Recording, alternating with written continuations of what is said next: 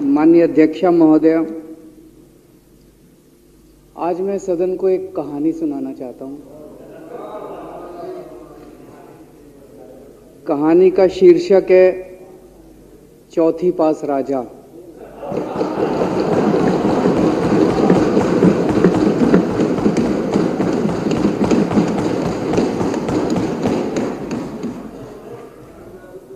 आपने बचपन में राजा रानी की बहुत कहानियां सुनी होंगी। मेरी कहानी में रानी नहीं है,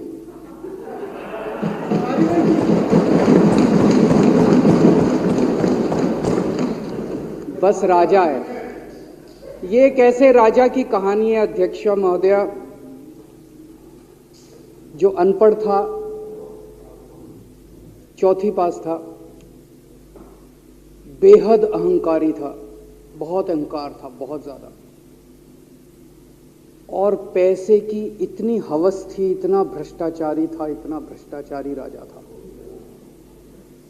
ये एक महान देश की कहानी है। एक बहुत महान देश था, कई हजार साल पुराना देश। उस देश में एक गांव में एक बहुत गरीब परिवार में एक बच्चे का जन्म हुआ। जब बच्चे का जन्म हुआ तो ज्योतिषी ने कहा, गांव में ज्योतिषी होते हैं, आते हैं, वो पत्री बनाते हैं। ज्योतिषी ने कहा, माई तेरा लड़का बड़ा होके बहुत बड़ा सम्राट बनेगा। माई को यकीन नहीं हुआ, मेरा इतने गरीब हूं मैं, कहां से मेरा बेटा सम्राट बनेगा। तो उसने कहा, नहीं, तेरे बेटे के ग्रह बताते हैं तेरा बेटा बहुत बड़ा सम्राट बनेगा। बेटा धीरे धीरे बड़ा होने लगा। स्कूल, गांव का ही स्कूल था, स्कूल जाता था, उसका पढ़ने वढ़ने में मन नहीं लगता था। तो चौथी के बाद उसने किसी तरह से चौथी करी, चौथी के बाद उसने स्कूल छोड़ दिया। गांव के पास एक रेलवे स्टेशन था।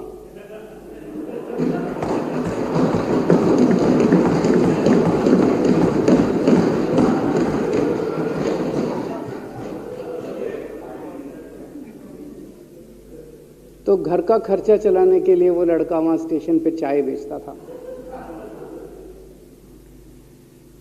लड़के को भाषण देने का बड़ा शौक था। सारे गांव के लड़कों को इकट्ठा कर लेता, आसपास के गांव के भी इकट्ठा कर लेता, सामने वो खाट डाल लेता, उस पर चढ़ जाता और भाषण देता। धीरे धीरे आसपास के गांव के लड़के भी इकट्ठे हो गए। जिस भी चीज में भाषण देता, एक बार शुरू हो जाता तो बंद ही नहीं होता। अब ज्योतिषी ने कहा था, लड़का बड़ा हुआ, बड़ा होके एक दिन उस महान देश का वो राजा बन गया। पूरे देश में उसका नाम हो गया चौथी पास राजा। लोग उसको चौथी पास राजा कहते थे। अब उसे आता जाता कुछ था नहीं, पढ़ा लिखा था नहीं। अफसर आते, कुछ अंग्रेजी में चपर चपर करते, उसको समझ नहीं आता। अफसर जो मर्जी उससे साइन करा के ले जाते, जो मर्जी उससे साइन करा के ले जाते। अब वो कुछ पूछे अफसरों से तो उसे भी शर्म आती थी कि मैं पूछूंगा तो उनको लगेगा अनपढ़ आदमी है, पता चल जाएगा। तो उसके भी दिल में ये रहता था, यार मैं पूछूं ना पूछूं। पता नहीं किस किस चीज पे उसने चौथी पास राजा ने साइन कर दिए। फिर धीरे धीरे राजा को ये बुरा लगने लगा, यार ये मेरे को चौथी पास कहते हैं। तो उसने एक फर्जी डिग्री बनवा ली।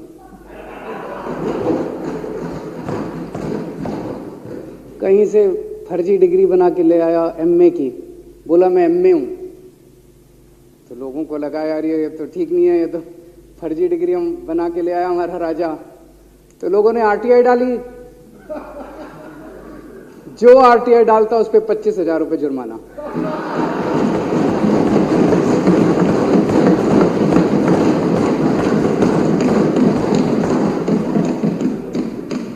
आपके नेता की बात नहीं कर रहा।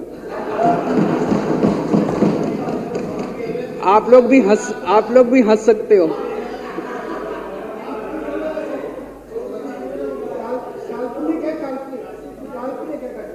तो जो आरटीआई डाले उसको 25,000 रुपए का जुर्माना, जो आरटीआई डाले उसको 25,000 रुपए का जुर्माना।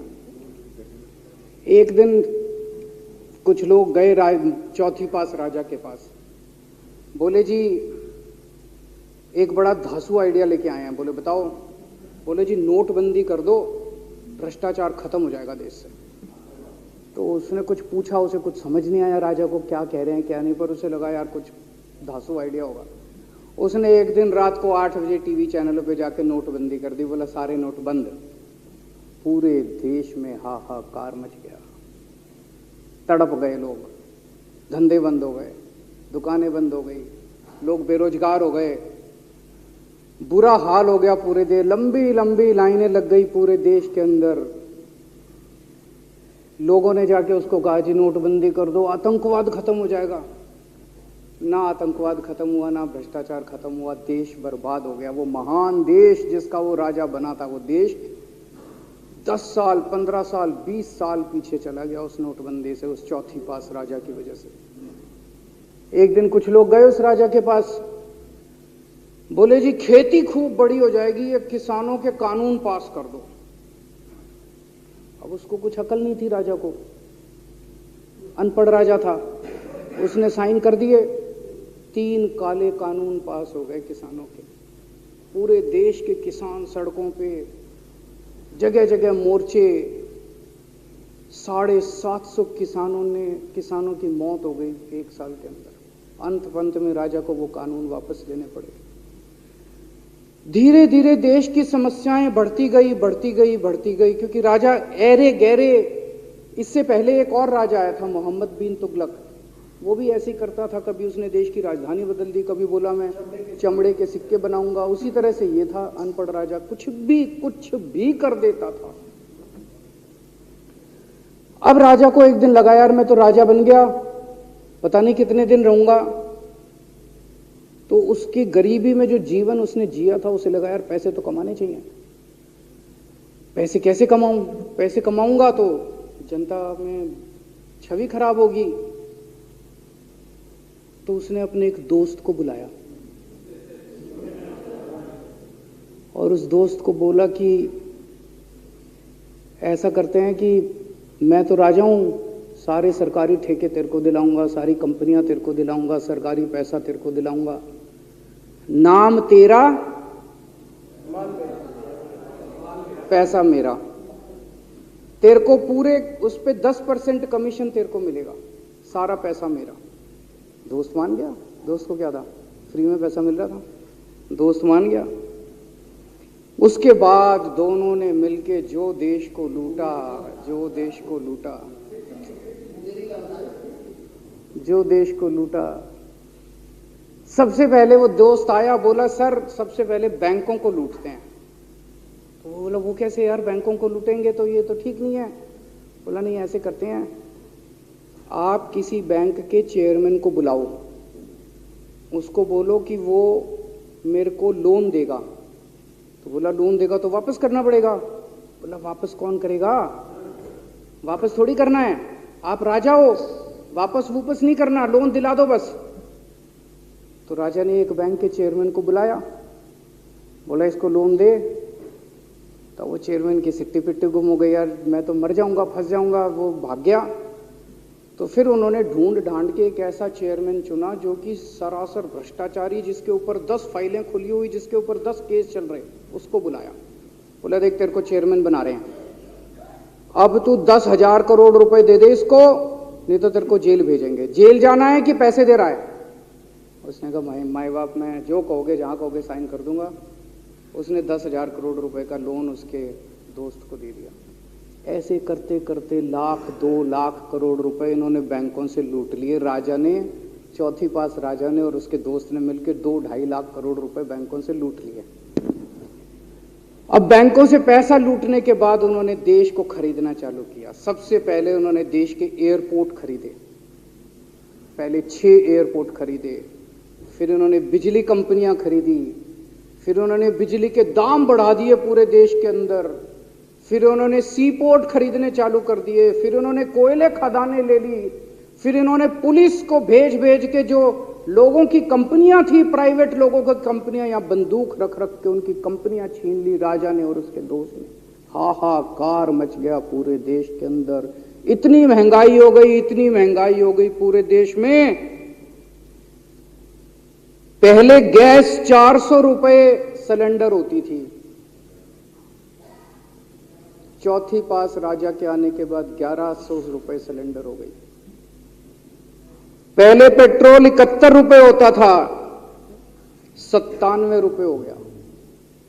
पहले डीजल 57 रुपए होता था, 90 रुपए लीटर हो गया। जब पेट्रोल के दाम बढ़ गए, डीजल के दाम बढ़ गए, तो सारी चीजों के दाम बढ़ गए देश के अंदर। हाहाकार मच गया, सब चीजों पे इसने और इसके दोस्त ने कब्जा। दूध पहले 46 रुपए होता था, 66 रुपए लीटर हो गया। बच्चों को माएँ दूध पिलाने लायक नहीं बची, घरों के अंदर छोटे छोटे बच्चों के दूध छीन लिए इसने राजा ने। सरसों का तेल 90 रुपए लीटर होता था, 214 रुपए हो गया। बताओ, धीरे धीरे पूरे देश में हाहाकार मच गया। लोग अब राजा के खिलाफ आवाज उठाने लगे, लोग उसके खिलाफ बोलने लगे। तो राजा ने कह दिया, जो मेरे खिलाफ बोलेगा पकड़ के जेल में डाल दो। एक के बाद एक राजा ने लोगों को पकड़ पकड़ के जेल में डालना शुरू कर दिया। किसी ने राजा का कार्टून बना लिया, उसको भी जेल में डाल दिया। किसी ने राजा का नाम गलत ले दिया, उसको भी जेल में डाल दिया। किसी टीवी चैनल वाले ने राजा के खिलाफ लिख दिया, उसको भी पकड़ के जेल में डाल दिया। किसी जज ने राजा के खिलाफ कोई ऑर्डर कर दिया, उसको भी पकड़ के जेल में डाल दिया। ना जजों को छोड़ा, ना पत्रकारों को छोड़ा, ना मीडिया को छोड़ा, ना व्यापारियों को छोड़ा, ना उद्योगपतियों को, किसी को नहीं छोड़ा। राजा ने पकड़ पकड़ के उसने चौथी पास राजा ने सबको जेल में डालना चालू कर दिया। एक महान देश कहां से कहां पहुंच गया। उसी देश के अंदर एक छोटा सा राज्य था, उस राज्य का एक मुख्यमंत्री था।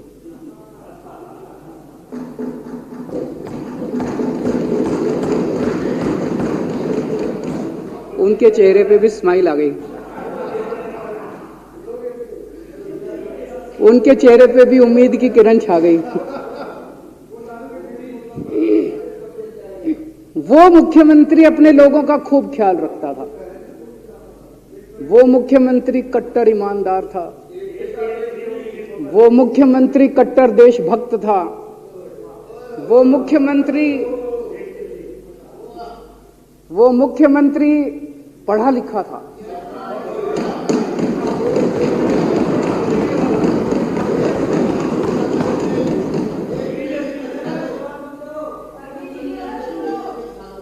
उस मुख्यमंत्री ने अपने लोगों को महंगाई से छुटकारा दिलाने के लिए बिजली मुफ्त कर दी। भाई साहब, उसके बाद तो चौथी पास राजा पागल हो गया। उसने बुला के जो हड़काया उस मुख्यमंत्री को कि तेरी हिम्मत कैसे हुई। उसे लगा राजा ने तो सारी बिजली कंपनियों पे कब्जा कर रखा था। उसे लगा अगर ये बिजली मुफ्त करने लग गया तो बाकी देश में तो मेरा बेड़ा गर्क, मेरी बिजली कंपनियां लुट जाएंगी, ऐसे कैसे चलेगा। उसने उसको कहा, खबरदार, तूने बिजली मुफ्त के। मुख्यमंत्री नहीं माना। धीरे धीरे उस मुख्यमंत्री ने अपने गरीबों के स्कूल ठीक करने चालू कर दिए। तो राजा ने उसको बुला के और हड़काया। राजा बोला, ये क्या कर रहा है तू, स्कूलों के में बच्चों को पढ़ाता है, तू स्कूल खोल रहा है, ये बंद कर, ये सब, ये नहीं चलेगा इस देश का। वो नहीं माना मुख्यमंत्री। फिर उसने मुख्यमंत्री ने सबके इलाज मुफ्त कर दिया, सबके लिए शानदार मोहल्ला क्लिनिक खोल दिए, इलाज मुफ्त कर दिया। राजा तो बिल्कुल ही पागल हो गया। धीरे धीरे जनता को पता चला कि राजा कैसा है। एक दिन लोगों ने उस राजा को उखाड़ के फेंक दिया।